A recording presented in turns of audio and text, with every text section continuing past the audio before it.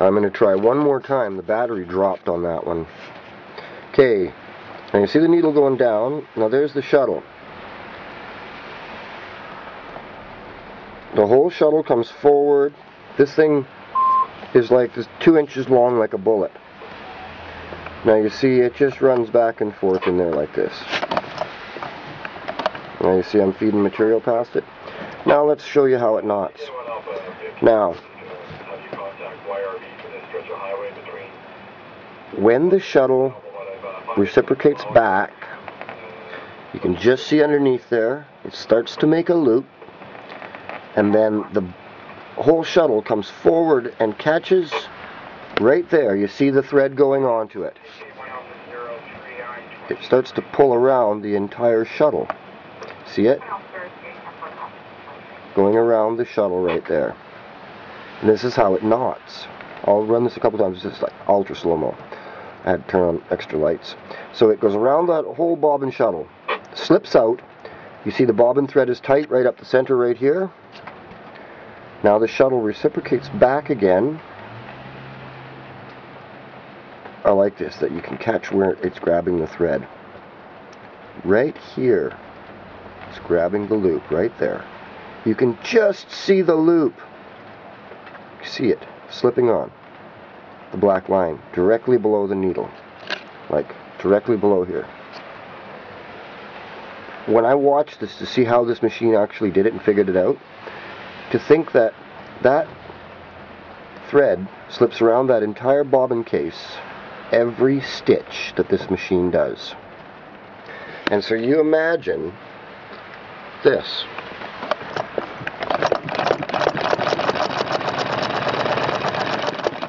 With perfection.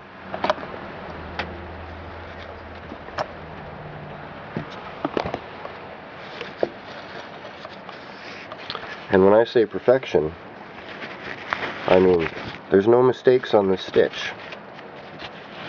This is a dinosaur machine. Just a dinosaur. Now you always got to make sure you're down in that groove. But imagine a machine that never even needed an electric motor. How old it is. And this is foot power. Isn't that amazing to watch that? How a sewing machine truly works. And this machine came with an electric motor. However, I did some machining and I took this wheel off of an Eldridge modified B, and now the release is on this side instead of on the other side where it used to be, and this is now a treadle machine instead of an electric. It still has its electric motor, and you know, it's not so bad.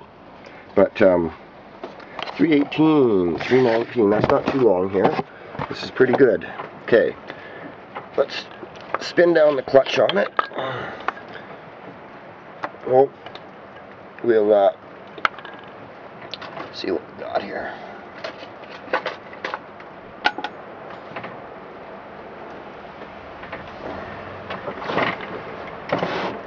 Okay, here's one of the bobbins.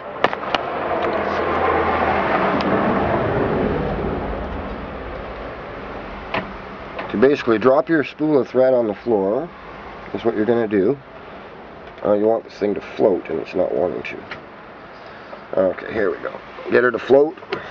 I'll try to speed up here a little bit. Okay, now we need to, okay, let's make sure we get this right. Okay, I'm going to show you this. You're going to sort of have to, because this is a long shuttle bobbin, right? These are getting hard to find. Now you want to get your thread on there. Then you want to start to loop it over itself some, so that it'll stay on there, right? Okay, now we need to go. This thing gets so dusty. Okay, let's try and get a good footage of this. So then you're gonna pull this thing back, make sure it's lubed up. I'm gonna drop the bobbin into the shuttle case, and make sure everything's alright here. Okay, now this belt doesn't normally run in this groove, but that's alright for the purposes of what we're doing. Oh, it's the wrong way. We've got to start the wheel, the foot wheel in motion here. Hang on, we've got to get her on the stroke mode. Okay. Okay, come on now, honey. Whoop. Now you see you can goof it up pretty good like that. Gotta get my foot in the right spot here. You see the finger? Oops. Shit.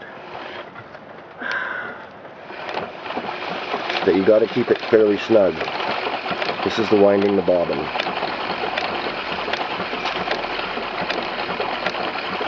And you want to fill it, because when you're going to take the time to do this,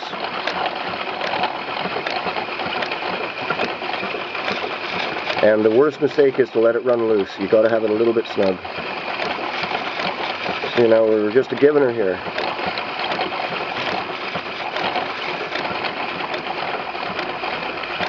Okay, now she's pretty well full.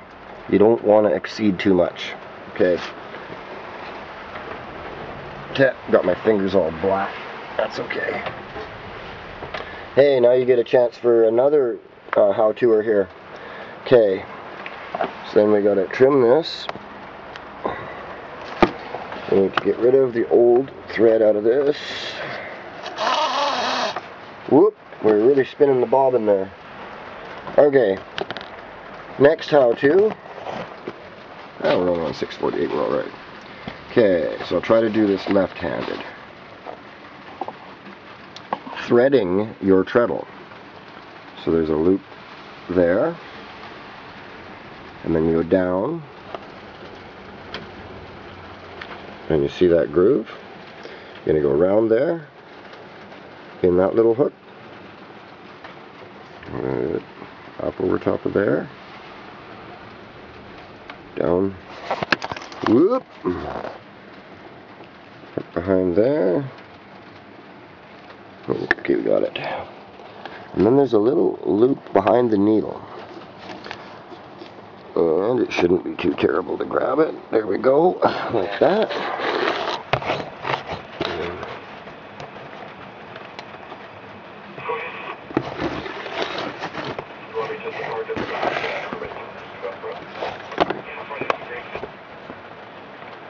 And then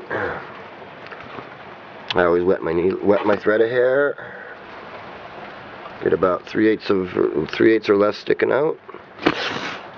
Slip it through the hole and gone. That's what you're supposed to do. Now, here's the long shuttle bobbin. I figure we better show you this too. Okay, this is the whole long shuttle bobbin. This is the gadget that entire thread slips right over every time. So now, the shuttle goes in there.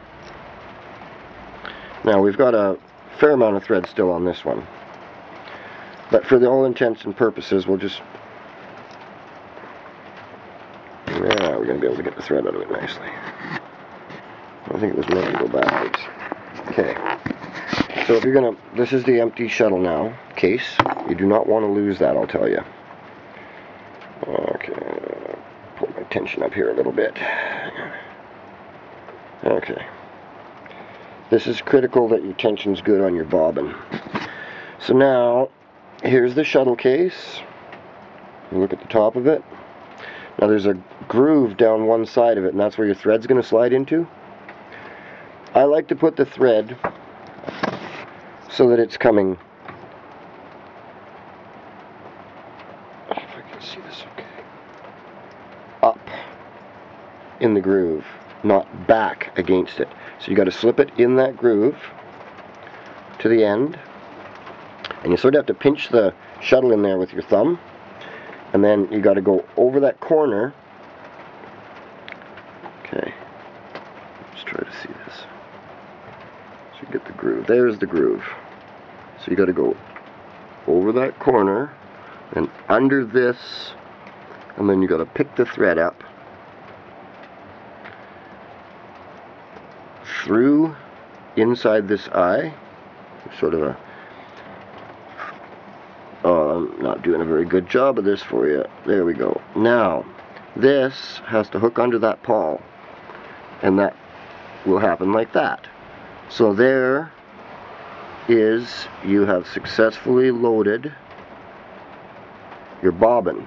Now the bobbin sits in with the bullet nose end towards you, with the sliding surface sort of back towards your right. Okay, hang on. This is a great video. When you're going to drop the bobbin shuttle back in, you slip it back down in.